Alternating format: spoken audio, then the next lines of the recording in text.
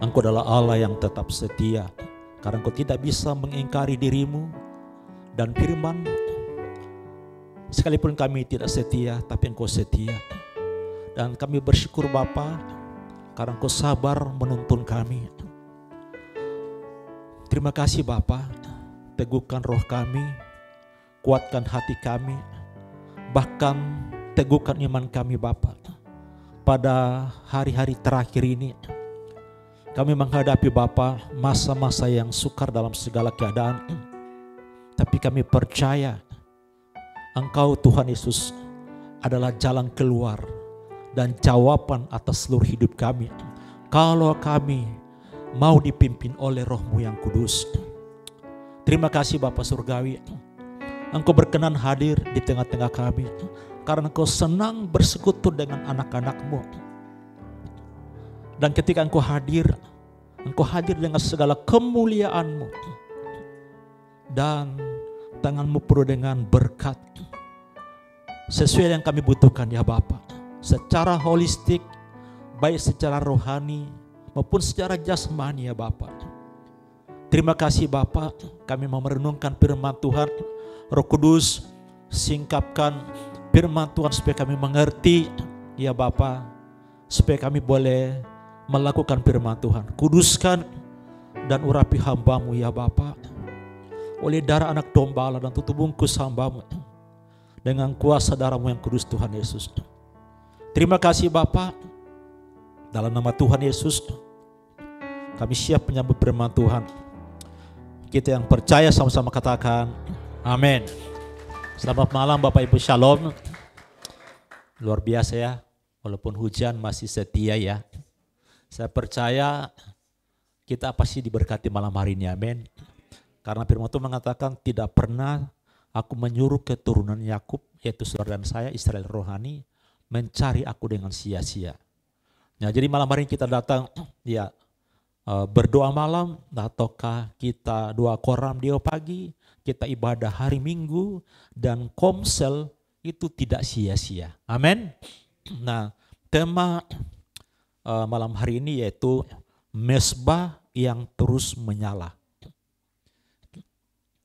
Nah, kalau di dalam perjanjian lama, mesbah itu merujuk kepada satu tempat ya untuk korban persembahan kepada Tuhan. Jadi kita mungkin yang sudah cukup lama ikut Yesus, kita sering mendengar tentang korban persembahan di atas mezbah, di mana banyak cerita dalam Alkitab ketika ya hamba-hamba Tuhan mau mempersembahkan korban, mereka mendirikan dulu mezbah. Nah, mezbah inilah yang berupa disusun ya. Kadang-kadang Tuhan bilang 12 batu sesuai dengan 12 suku Israel. Pokoknya disusun rapi dan kemudian itulah tempat ditaruhnya persembahan korban. Dan luar biasanya kadang-kadang itu enggak perlu api dari manusia. Tapi api dari surga langsung membakarnya sendiri. Jadi ajaib sekali ya. Nah, kita membaca di dalam Imamat pasal 6 ayat 12 dan 13. Ayat ini ketika saya temukan itu sangat berkesan dan perenungan bagi saya. Kita baca sama-sama 2, 3.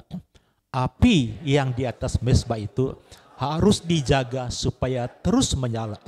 Jangan dibiarkan padam. Tiap-tiap pagi iman harus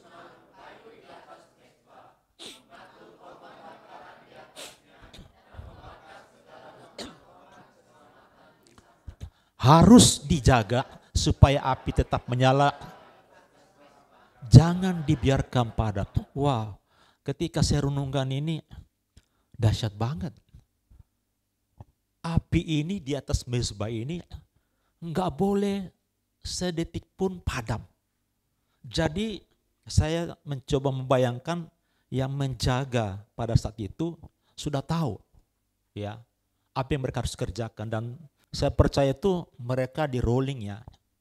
Karena ini nggak boleh 24 jam, nggak boleh padam. Jangankan sejam, 1 menit pun nggak boleh.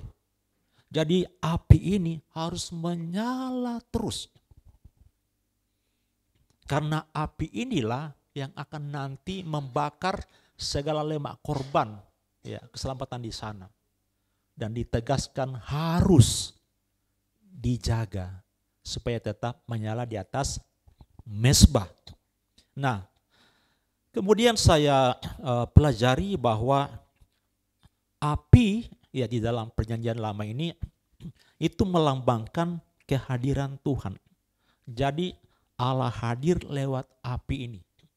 Kita membuktikannya di dalam Alkitab ada paling tidak ada 4 bukti Allah hadir ya lewat api. Contoh ya, itu semak berapi. Tahu cerita ini kan, ketika Musa menggembalakan ya di padang dan Tuhan memanggil pertama kali untuk menyelamatkan, membebaskan umat Israel, dia kaget karena ada semak yang terbakar, menyala tapi nggak terbakar. Dan dia penasaran. Dan Musa mengambil keputusan mendekati, tapi ada suara dari api itu, Musa tanggalkan kasut di kakimu, karena tempat engkau berdiri adalah kudus. Jadi Musa kaget, karena semak itu menyala terbakar tapi enggak terbakar gitu, tetap aja hijau. Nah waktu kita ke sana gitu, sayang pas waktu kita giliran pergi itu di dalam semak itu masih ada di dalam gedung gereja. Ya, kita mau masuk tapi waktu itu pas lagi ditutup, masih ada semak itu dijaga sebagai monumen. Ya, nah kemudian tiang api. Ingat cerita ini, tiang api itu di mana? Ketika umat Israel keluar dari Mesir, ya di padang gurun dikatakan kalau malam dituntun dengan tiang api. Supaya apa? Pertama, enggak nyasar. Kedua, supaya tetap hangat. Nah, saudaraku, di padang gurun itu kalau malam itu benar-benar walaupun banyak bintang itu pekat banget. Pekat. Gelap padahal bintang banyak sekali. Jadi tangan kita pun begini nggak kelihatan. Nah jadi Tuhan menuntun mereka berputar-putar karena memberontak di padang gurun dengan tiang api waktu malam hari. Jadi Allah hadir sendiri, Allah sendiri menuntun mereka dengan tiang api. Dan kalau siang hari karena panas, maka Allah menuntun mereka dengan tiang awan, itu mendinginkan. Ya, karena padang gurun itu sangat panas sekali. Ya. Nah, kemudian bukti yang lain, api di atas puncak gunung. Ya, ketika Musa naik ke gunung untuk mengambil ya 10 hukum untuk ditulis Tuhan sendiri di loh batu itu, tangan Tuhan sendiri yang melukis itu. Enggak tahu caranya, pokoknya tangan Tuhan yang melukisnya. Dan pagi-pagi dikatakan bangsa Israel melihat api membumbung tinggi di atas puncak bukit itu. Itu Allah hadir, di mana Musa mau bertemu dengan Allah di gunung Horeb itu. Ya, puji Tuhan kami bersyukur bisa sempat sana. Waktu itu bareng sama Erlin ya. Kita naik ke atas begitu. Pertama kita sama Mami ya. Dan saya bayangkan waktu itu berapa ribu tahun yang lalu ketika Musa naik di atas itu ya.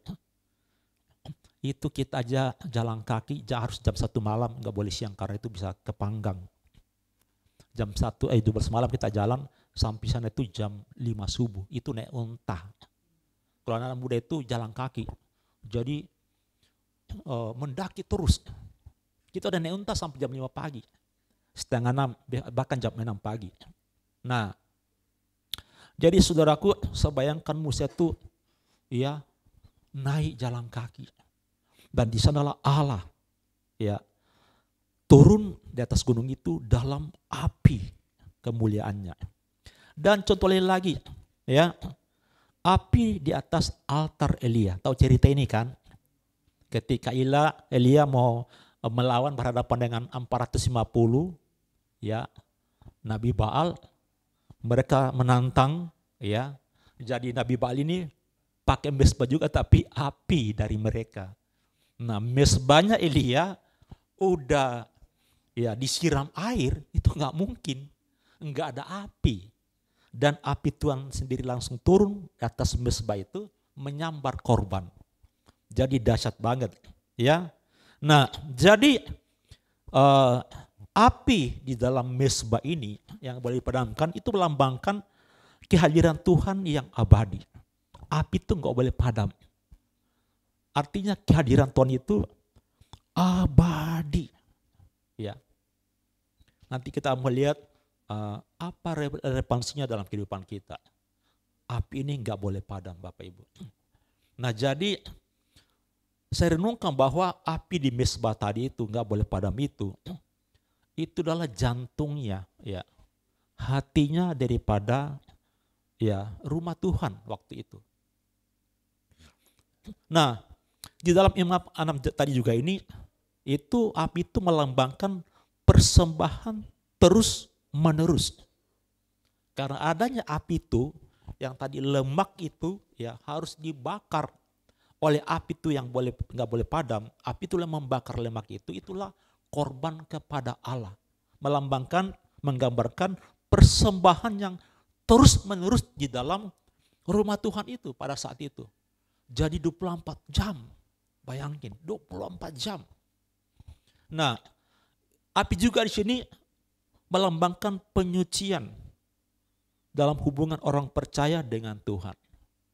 Dengan kehadiran Allah pada saat itu, maka umat Israel itu terus disucikan, terus dibentuk Tuhan. Bahkan kita tahu sejarah bangsa Israel, ya, ketika Tuhan sudah murka, mereka itu terbakar dengan api. Api turun dari surga loh, membakar mereka yang memberontak kepada Tuhan. Bayangin. Udah tanah terbelah, dibakar api, dan masuk ke situ ditimbun lagi. Nah, jadi pada saat itu ya sangat mungkin kalau kita renungkan sangat mengerikan banget, ya. Allah hadir itu dalam api. Sehingga mereka kalau melihat api itu mereka takut. Bahkan waktu di Gunung Horeb itu Tuhan suruh bikin pagar. Tuhan bilang ke Musa dan Harun, jangan lewati garis ini. Kalau mereka lewatin, itu udah tempat kudus, mereka akan dibakar, disambar api dari gunung itu. Sampai mereka melihat api itu, mereka takut. Dan mereka tahu itu adalah kehadiran Allah. Ya.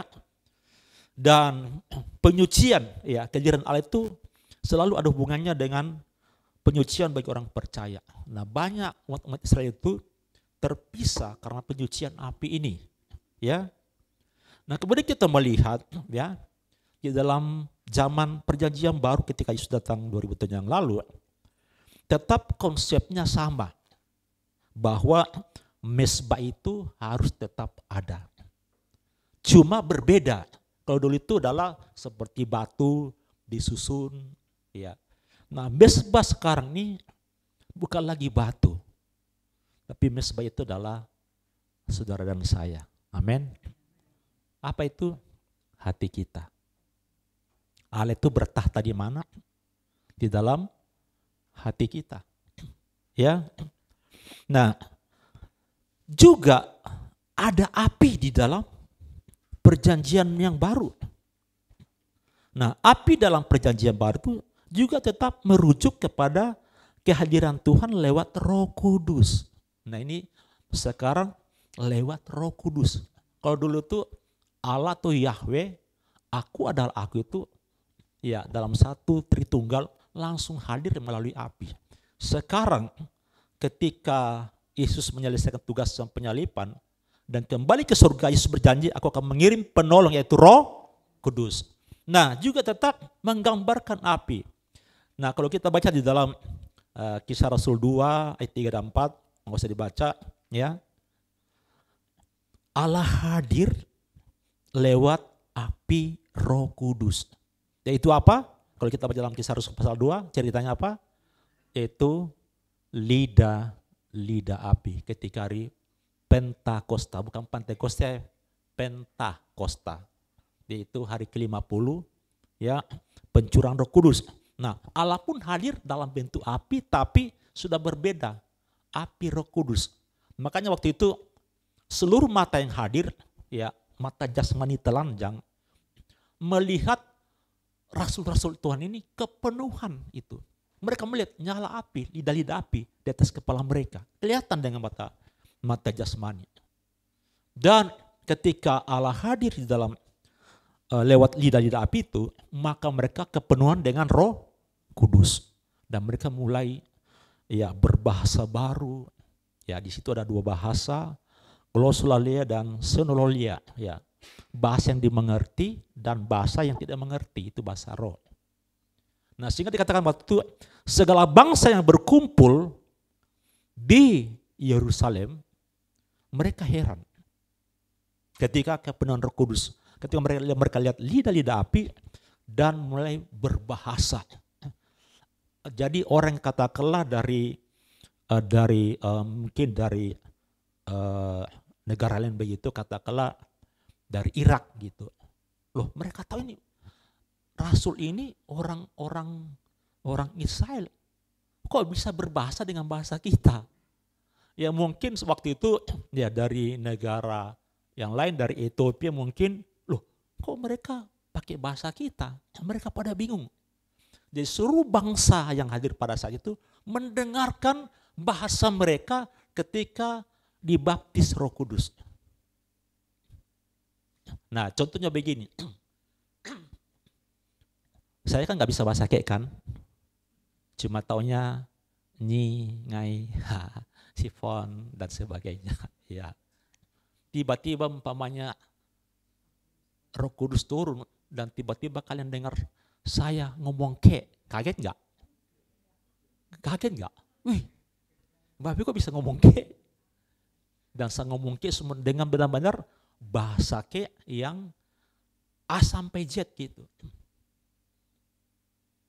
Nah, itulah bahasa waktu itu yang hadir. Dan kemudian yang kedua bahasa roh, yang memang itu bahasa ya surgawi. Nah, dasarkan ya, itulah kehadiran Allah melalui api juga, tapi melalui Roh Kudus. Dan juga api saat itu juga tetap sama di Perjanjian Lama. Kehadiran Allah itu adalah penyucian dan pemurnian. 1 Korintus 3 ayat 13. Jadi hampir sama di dalam Perjanjian Lama. Kehadiran Allah itu memurnikan umatnya. Nah, di dalam Perjanjian Baru pun kehadiran Allah itu memurnikan gerejanya. Saudara dan saya secara pribadi. Nah, jadi saudara suka nggak suka, mau tidak mau kita harus dimurnikan. Amin. Makanya kadang-kadang kita tuh ya rasanya kok ketika ikut Yesus itu kok sepertinya banyak masalah.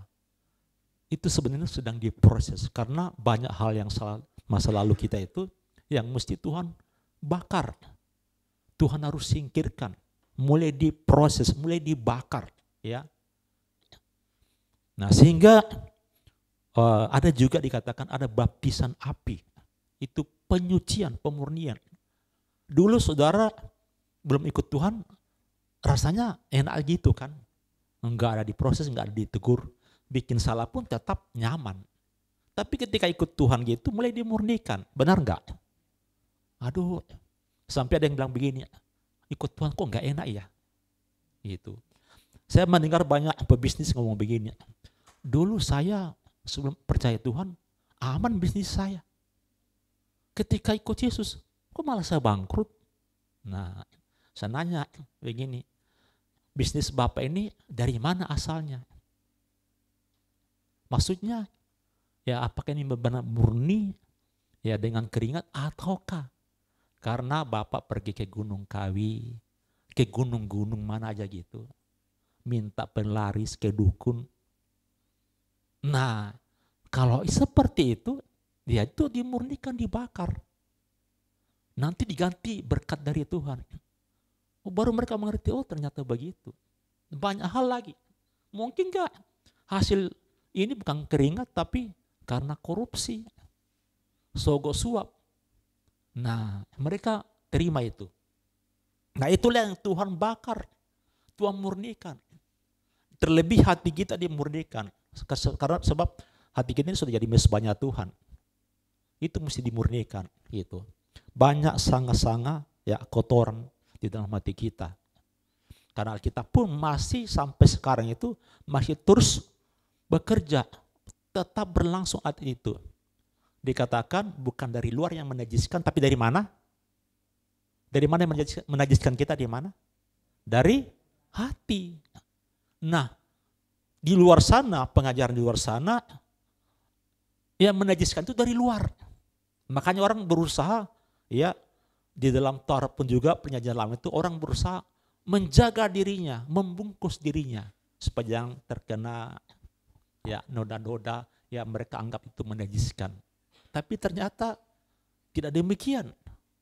Yesus mengatakan, ya waktu itu mereka bertentangan, berdebat dengan murid-muridnya. Dan Yesus menjawab begini, yang menajiskan orang itu ya dari dalam hati keluar pikiran-pikiran yang jahat. Nah, muridnya masih memakai ya Taurat dan sebagainya, itu makanan, minuman. Dan Yesus berkata, yang dari luar itu masuk ke tubuh, keluar ke jamban. Tapi yang menajiskan itu dari dalam. Pikiran kita yang jahat, pikiran kita yang kotor, pikiran yang najis, rancangan jahat kita kepada orang lain, dan sebagainya. Itulah dikatakan dari dalam hati mengalir semua kejahatan. Nah itulah Allah murnikan, sucikan. Nah itu bisa terjadi kalau Bapak Ibu dan saya ya tetap menyalakan api di dalam mezbah.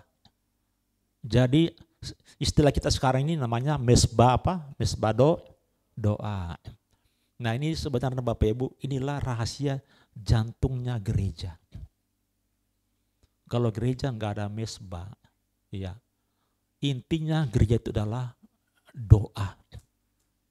Kalau nggak ada doa, nggak ada api. Kita nggak siapkan mezbah, api Tuhan tidak akan menyala di situ. Karena firman Tuhan juga mengatakan bahwa di dalam Amsal 20:27, roh Tuhan itu adalah pelitanya Tuhan. Apinya dari mana? Dari Roh Kudus. Nah ini penting sekali ya Bapak Ibu dan saya. Nah inilah sebenarnya satu rahasia yang orang tidak renungin. Kenapa banyak orang berkata begini? Kok awalnya ikut Tuhan kok semangat, kok menyala-nyala, kok semakin lama semakin lemas. Kenapa orang bisa pudar? Kenapa orang bisa mundur? Kenapa? Karena enggak sadar apinya itu sudah padam. Alkitab bilang mengatakan apa? Jangan padamkan roh. Jangan padamkan api itu. Seperti tadi dalam imamat tadi. Jangan padamkan, jaga api itu. Inilah rahasianya. Jadi kalau anak Tuhan yang tadinya semangat seperti Coca-Cola. Begitu terima Yesus, Coca-Cola tahu kan? Begitu dibuka, busanya itu mantap. Berapa menit? Ya, hilang. Nah, kenapa banyak orang begitu? Pertama ikut Yesus, semangatnya macam-macam.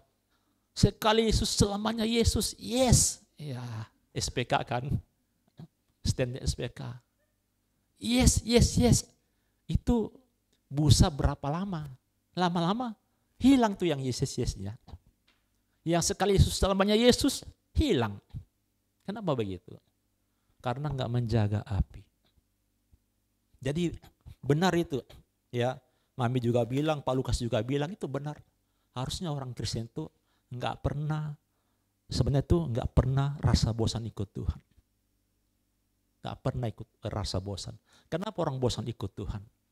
Kenapa orang boleh malas ikut Tuhan? Karena enggak sadar mezbah ini enggak tahu ukuran apinya. Mungkin masih menyala tapi tinggal dikit gitu. Enggak panas lagi. Atau memang ya sudah padam. Kalau sudah padam begitu, nah itu dia. Ada masalah langsung kecewa dan tinggalin Tuhan. Dan lebih ngerinya lagi kalau mati rohani. rohnya mati. Alkitab juga bilang, yang tidur masih bisa dibangunin, kata Alkitab. Bangunlah kamu yang tidur. Tapi Tuhan juga masih bisa bangkitkan yang mati. Kalau orang itu mau dibangkitkan, jangan padamkan roh. Biarlah rohmu menyala-nyala dan layanilah Tuhan. Nah, jadi Allah masih juga bekerja. Allah hadir ya lewat api. Tapi apinya adalah diwakili Roh Kudus. Ya, kemudian penghakiman. Ya, api itu adalah penghakiman sama di perjanjian lama tadi, di imamat tadi, penyucian juga. Itu penyucian Roma 12 ayat 11. Kalau ada ayatnya di situ dikatakan, ada yang bisa ingat ayat itu? Ayat itu sebenarnya sudah sering. Nah, baca aja di sini. Ada yang ingat? Ayat itu sebenarnya sering loh diperkatakan.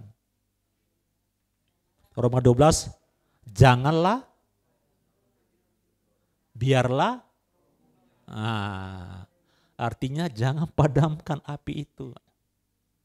Nah, janganlah kerjamu kendor, biarlah rohmu menyala-nyala. Ini berbicara tentang semangat dalam pelayanan. Nah, jadi para pelayan, para hamba-hamba Tuhan yang tiba-tiba berhenti, ya, kemudian pelayan-pelayan Tuhan yang tiba-tiba berhenti dan tidak mau melayani lagi dan berputar arah, mereka enggak tahu rahasianya. Apinya itu sudah padam. Entahkah itu padam atau ada tapi tinggal kecil ataukah sudah mati. Nah, saya katakan disinilah dia letaknya. Kalau orang itu tetap semangat melayani sekalipun banyak tantangan, banyak persoalan. Kenapa masih semangat? Karena apinya. Semangat itu adalah api. Ya, api itu adalah semangat yang masih berkobar-kobar menyala dalam hidupnya. Di dalam rohnya. Karena ingat tadi Amsal dikatakan, Amsal 20, roh manusia itu adalah pelitanya Tuhan. Nah, pelita kita ini gimana padam nyalanya? Masih menyala-nyala atau sudah redup 5 watt? Ataukah sudah tidur dan sudah mati? Inilah kuncinya, disinilah rahasianya. Ya, kenapa orang bisa patah semangat?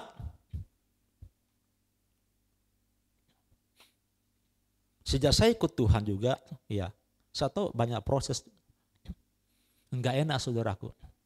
Tapi juga kemarin ketika Pak Lukas ngomong kemarin gitu, saya renungi juga gitu. Jadi sampai hari ini tuh, ya wajarlah kalau kita ada sedikit lemasnya. Masih wajar manusiawi, karena kita masih daging ini. Kadang-kadang kita ikut daging kita ini. Tapi saya renungin, ya sampai hari ini saya masih saya percaya itu karena Roh Kudus topang kuatkan saya. Ya. Saya masih tetap semangat, bukan hanya melayani, semangat beribadah. Ya. Kadang-kadang juga saya sadar itu, kadang-kadang api kita itu agak redup. Nah, makanya perlu dikobarkan terus, dikobarkan. Bagaimana mengobarkan?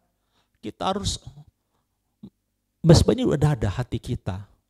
Nah, supaya api ini tidak padam, kita juga harus menyediakan korban. Di dalam imamat itu korban, api itu menyala ketika api itu menyambar, ketika ada korban. Nah, saudara dan saya ini mesti menyediakan juga. Mesbah kita sudah ada. Nah, kita juga menyediakan korban, bukan dari Tuhan, korbannya itu kita. Ya, kita harus mengambil waktu berdoa secara pribadi kepada Tuhan, itulah korban. Menyembah Tuhan secara pribadi, itu korban.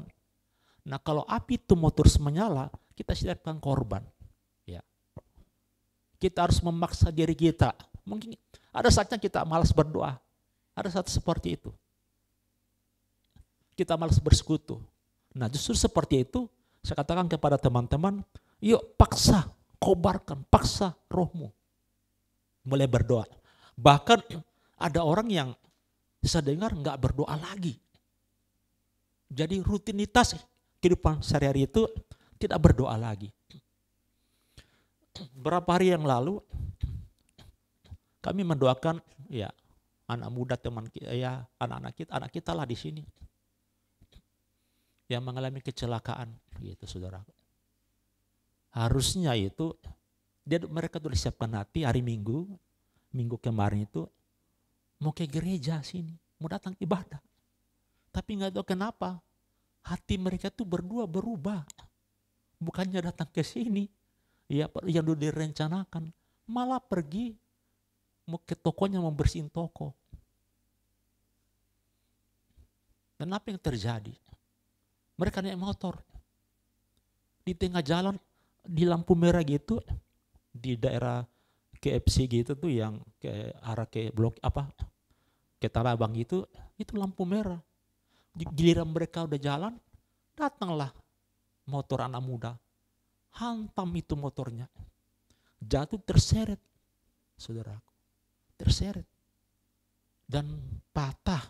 Ya, ternyata saya baru tahu kita punya ini tulang sini ada 2, yang di depan ini yang besar, di belakangnya itu ada yang kecil, patah. Nah, tapi dia sadar juga. Saya bilang, Tuhan sayang kalian. Ini teguran cinta dari Tuhan. Iya benar. Dan lebih kagetnya saya lagi, ya kalau pergi begitu dia biasa bilang nggak berdoa lah, nggak berdoa. Waduh, jadi saya bisa membayangkan mesbahnya ini nggak ada lagi api. Untungnya Tuhan, soalnya itu Tuhan sayang kalian. Itu cuma memang Tuhan tegur kalian berdua, bukan anak kalian. Padahal mereka merencanakan itu mau bawa anaknya masih kecil. Pingin juga membawa gitu. Nah bayangkan kalau anak dibawa naik motor dan terjadi itu. Anehnya juga kata saat itu tuh mereka membawa anaknya tuh, saudaranya bilang, gak usah bawa dia. Saya pegang aja, saya temenin aja dia. Bukan Tuhan itu menegur kalian berdua. Makanya Tuhan singkirkan itu anak kalian. Bayang kalau anak itu dibawa juga. Dan itu saudaraku ditabrak itu masih jatuh dan keseret. Nah bayang itu bayi. Kalau jatuh begitu. Tapi mereka menyadari, ya. Mereka menyadari sebelah puji Tuhan. Mereka tahu. Kami ditegur Tuhan. Nah dengan ini mereka berjanji. Mereka akan sungguh-sungguh mengutamakan Tuhan. Amin. Ya, kadang-kadang cinta Tuhan itu bukan hal yang manis. Kadang cinta Tuhan itu lewat yang pahit. Tetap cinta Tuhan di dalam ada itu. Ya. Nah, jadi saudaraku kita harus tetap menjaga. Dan Tuhan mengatakan, bahkan firman Tuhan mengatakan menyatakan kita dalam 1 Tesalonika pasal 15-17,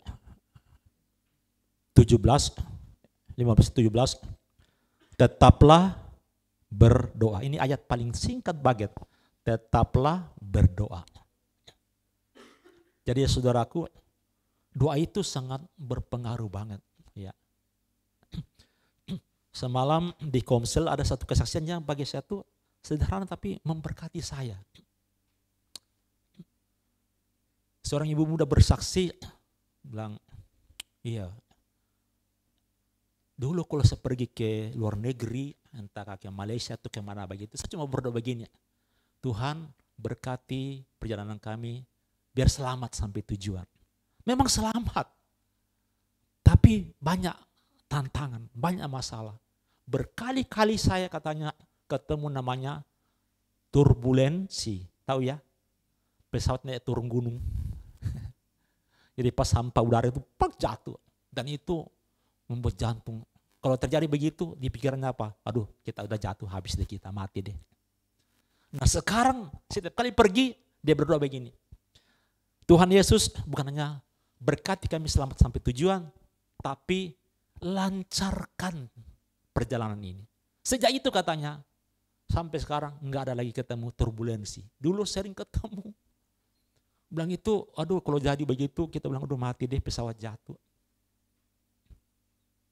Nah jadi saya diberkati, sederhana. Saya bilang iya ya. Hanya bercerita di semua. Kalau kamu mau pergi doanya gimana? Macam-macam gitu. Terus menanya saya, kalau babe naik pesawat doanya gimana? Mereka ketahuin saya. Kalau saya naik pesawat itu doa saya begini. Malaikat, saya perintahkan engkau, dua di depan hidung pesawat, kiri kanan, pegang pesawat begini, natang. Dua di tengah-tengah, dan dua di belakang ekornya. Jadi saya bayangkan tuh pesawat ini kayak di tangan dan saya enak tenang. Ya kan ada ayatnya. Mereka ketawa kan begitu kan. Masa sih begitu? Ya kan ada ayatnya, saya kasih ayatnya. Malaikat Tuhan menatang kita di atas tangannya. Oh iya. Nanti saya mau pergi lagi, mau tambahin lagi doa itu. Iya itu doa saya, jadi lucu gitu ya.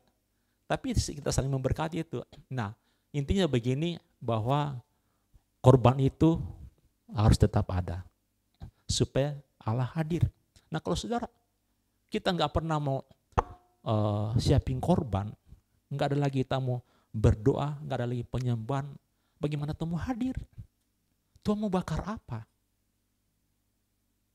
Nah, saya renungkan ayat ini, saya juga banyak ditegur dan sangat memberkati saya. Makanya saudaraku, kata kobarkan roh itu, iya bukan hanya di persekutuan begini. Kita jalan pun bisa nggak kobarkan roh? Bisa. Yang kita udah bisa bahasa roh, bisa nggak nih motor bahasa roh? Bisa, asal jangan tutup mata. Iya, kita nabang nanti sampainya kita nak kusir gitu. Buka mata nggak apa-apa. Nyetir boleh nggak? Boleh. Saudara bahasa roh kan daripada kita stres liatin kemacetan, mendingan bahasa roh. Kobarkan roh di mana saja. Ini penting. Dan ternyata doa ini, saya mendengar banyak kesaksian, doa sederhana itu mengubah banyak hal. Doa itu benar-benar berkuasa. Nah kalau kita di gereja di sini sih kita sudah tahulah kesaksian-kesaksian kan. Dan kesaksiannya Mami pun juga dimulai dari ya gereja ini adalah gereja yang berdoa. Ya memang itu saya katakan itu napasnya gereja. Intinya hatinya gereja itu adalah mesbah. Nah jadi Tuhan hadir dan bekerja di dalam gerejanya dan mencurahkan karunia-karunia-Nya karena ada mesbah di mana Tuhan bisa menyala, bisa hadir. Ya secara lahiriah kita datang gereja begini, ya di gereja ini kita datang berdoa, Tuhan hadir. Secara pribadi, mesbah pribadi, itu Allah hadir. Sayang ada videonya yang saya pernah simpan tapi hilang. Itu dibikin dalam bentuk seperti kartun. Jadi waktu saya lihat itu orang yang berdoa, saudaraku, ketika seperti kita ini lagi menyembah dan berdoa, itu setiap orang itu adalah api. Jadi dari kaki sampai kepala itu adalah api yang menyala. Dan kalau 100 orang itu api 100 menyala dan menembus langit sampai ke surga. Saya lihat itu merinding banget. Harusnya memang gereja seperti itu. Nah, saya ingat dalam perjanjian lama kalau kita baca Tawarikh, khususnya tim worship itu, ya, ketika mereka menyembah Tuhan, Allah hadir, dikatakan mereka sujud dan tiarap. Karena mereka tiarap, enggak tahan hadirat Tuhan. Karena enggak tahan, mereka sujud dan cium itu merayap di bawah lantai. Saking enggak tahan hadirat Tuhan. Mereka semua tiarap. Karena Tuhan hadir. Nah dalam perjanjian lama itu Tuhan hadir dengan segala kemuliaannya lewat api. Dan hadirat Tuhan itu adalah api. Ibrani 12 ayat 29, Allah kita adalah api yang menghanguskan. Nah kalau saya renungin pribadi saya sendiri, wah kalau kita harusnya kita begini nih, maka kita seperti api yang berjalan. Makanya saya ingat lagi kesaksiannya Bu Kendi, itu adalah dukun nomor 1 Afrika. Dukun nomor 1 di Afrika bertobat percaya Yesus. Dia bilang begini, orang Kristen itu yang sungguh-sungguh, iblis 100 meter tuh nggak berani hampiri. Kenapa? Itu menyala. Karena dia lihat sendiri. Nah ketika sebelum dia percaya Yesus, ya di Afrika itu Bapak Ibu ke pasar belanja ayam tuh itu belum tentu ayam loh. Itu tengkorak manusia disulap jadi ayam kelihatannya. Ketika di rumah itu ada kecoa jalan-jalan itu belum tentu itu kecoa, itu manusia. Karena di sana kan terkenal dengan sihir fodonya. Itu manusia berubah jadi kecoa. Dan saudara belanja telur itu belum tentu telur benaran. Itu bisa tengkorak atau batu yang mereka sihir, kita lihat jadi telur. Nah mungkin ini adalah dukun nomor 1 Afrika. Ketika dia menantang hamba Tuhan, dia bilang kalau memang Tuhan ada dan kamu bisa kalahin saya mau menyembah Tuhan Yesus. Dan hamba Tuhan ini, ya Tuhan sudah tentulah di pertemuan dengan hamba Tuhan yang memang siap. Oke, kamu pulang dulu, 3 hari balik lagi. Jadi mungkin dia ikutin aja, dia nggak tahu hamba Tuhan ini tahu peperangan nih. Maksudnya 3 hari kamu datang lagi, dia mau puasa 3 hari. Dan hamba Tuhan ini puasa 3 hari. Tuhan jangan permalukan saya. Jangan saya mempermalukan namamu. Dia puasa 3 hari. Kemudian mungkin dia datang benar. Nah sebelum mungkin dia masuk rumah itu, dia sudah mengurapi, itu dia siapin 1 sofa untuk 1 orang untuk tempat duduk Mukendi. Dia urapi, dia doakan dia urapi dengan minyak. Dan bukan di situ. Jadi berhadapan nanti. Karena sudah saling menantang. Jadi saling maksudnya mau adu ilmu. Mau saling lemparkan santet dan sebagainya. Dan apa yang terjadi ketika mungkin dia masuk, dia lihat biasa saja. Tapi ketika hamba Tuhan bilang gini, silakan duduk Pak Mukendi. Begitu Mukendi duduk di sofa ini, tiba-tiba dia melompat tapi pantatnya lengket. Kenapa? Dia histeris. Dia baru lihat itu sofa itu, tadi dia melihat begitu dia duduk, dia kepanasan kayak api unggun di situ. Dan melihat tuh sofa itu dibungkus penuh dengan darah Yesus. Dan lengket dia itu seperti dipanggang di dalam oven berapa ribu derajat, kesakitan tapi lengket. Dan ketika dia ampun, saya mengaku Yesus, dan baru terlepas. Dia sujud di depan nama Tuhan dan dia berkata memang Yesusmu luar biasa. Nah dia bertobat, dia bersaksi, dia bikin 1 buku tentang perdukunan. Dan dia mengaku memang, dia bilang begini, ketika dia sebelum dia percaya dan dia setelah percaya, orang Kristen katanya yang sungguh-sungguh sama Tuhan, itu 100 meter itu iblis sudah lihat dan takut. Kenapa? Karena katanya orang itu seperti bara api. Tahu bara api? Pernah lihat kayu yang terbakar sampai kelihatannya apa? Bara-baranya itu. Jadi hanya api yang kelihatan, bukan lagi kayunya. Katanya orang Kristen begitu. Ya, saya dengar juga kesaksian Pak Theodorus kan. Dia bersaksi dulu kan. Dia bilang orang Kristen itu licin rohnya. Dia mau nangkap orang Kristen yang sungguh-sungguh, dia mau nangkap rohnya masukin botol, licin. Kalau nggak sungguh-sungguh, aduh, dia tangkap, dia masukin di botol. Tapi kalau orang sungguh-sungguh itu terang dan aduh dipegang kayak belut, nggak bisa dipegang. Nah itu apa? Berbicara tentang apa? Itu adalah berbicara tentang mesbah. Nah saya diingatkan Bilangan 23 ya dikatakan di sana, orang yang percaya Tuhan tidak mantra-mantra tidak mempan terhadap orang percaya. Jadi saudara enggak usah takut mau disantet, dan makanya dukun itu saudaraku enggak sembarang santet orang.